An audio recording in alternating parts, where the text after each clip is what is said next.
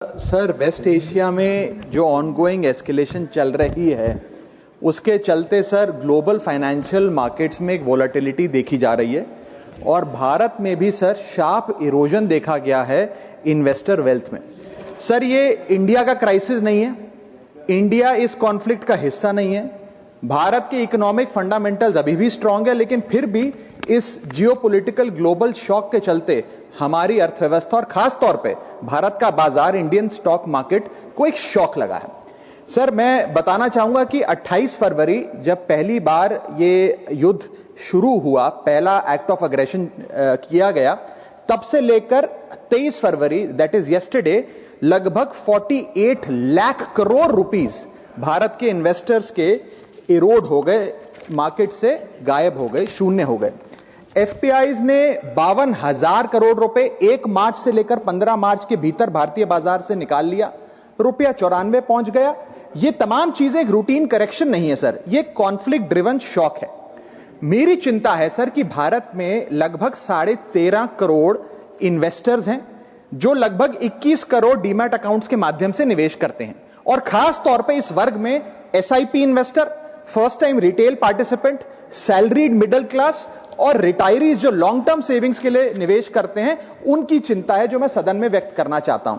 Sir, waste Asia की जो जंग है वो हमारी जंग नहीं है, लेकिन उसके शॉक भारतीय बाजार में देखे गए।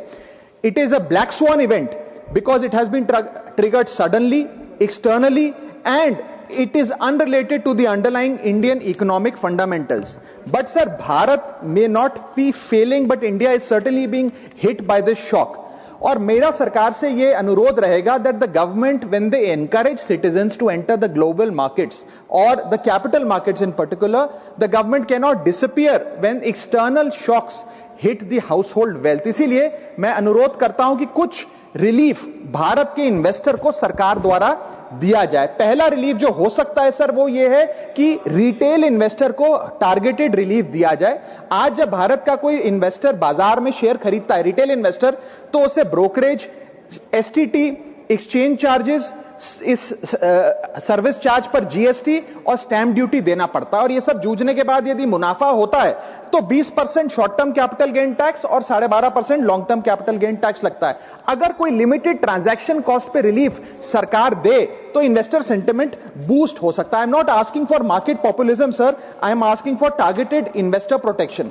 मेरा दूसरा सुझाव है, अगर time bound STT relief retail investor को दिया जाए, एफएनओ सेक्टर को नहीं। एफएनओ सेक्टर में एसटीटी बढ़ाकर सरकार ने अच्छा काम किया, मैं सराहना करता हूं सरकार की, लेकिन रिटेल इन्वेस्टर के लिए अगर एसटीटी का रिलीफ दिया जाए तो एक इन्वेस्टर कॉन्फिडेंस बूस्ट हमारे बाजारों को मिलेगा, भारत के रिटेल इन्वेस्टर को मिलेगा। मेरा थर्ड सुझाव है सर कि कैपिटल लॉस को कैरी फॉरवर्ड करिए। समाप्त कर रहा हूं sir, I just need half a minute.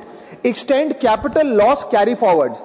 आज भारत का इनकम टैक्स जो लॉसेज होते हैं बाजार में, उन्हें 8 साल तक कैरी फॉरवर्ड करने की अनुमति देता है। इसे बढ़ाकर 12 से 15 किया जाए इस क्राइसिस विंडो में जो लॉस बुक हो रहा है। Sir, I am just finishing. Sir, special crisis period tax treatment, one time relaxation for retail taxpayer for this notified stress period. And sir, finally my suggestion is कि low friction rebalancing अगर portfolio में mutual fund investor करता है, मान लीजिए वो equity से date fund की ओर जाना चाहता है इस सेबी नोटिफाइड स्ट्रेस पीरियड में, तो उसे इसकी अनुमति मिलनी चाहिए with very limited expense ratio. And lastly, the government must emphasise on strong public communication. हमारा बाजार, आरबीआई, सेबी, एक्सचेंजेस, वित्त मंत्रालय भारत की मैक्रो स्टेबिलिटी और एनर्जी प्रिपेयर्डनेस पे जनता से बात करें। In conclusion, permit me to say that India's fundamentals are strong. What needs strengthening is the policy shield that surrounds our investors, because this is not our war, but our investors are paying the price. Thank you.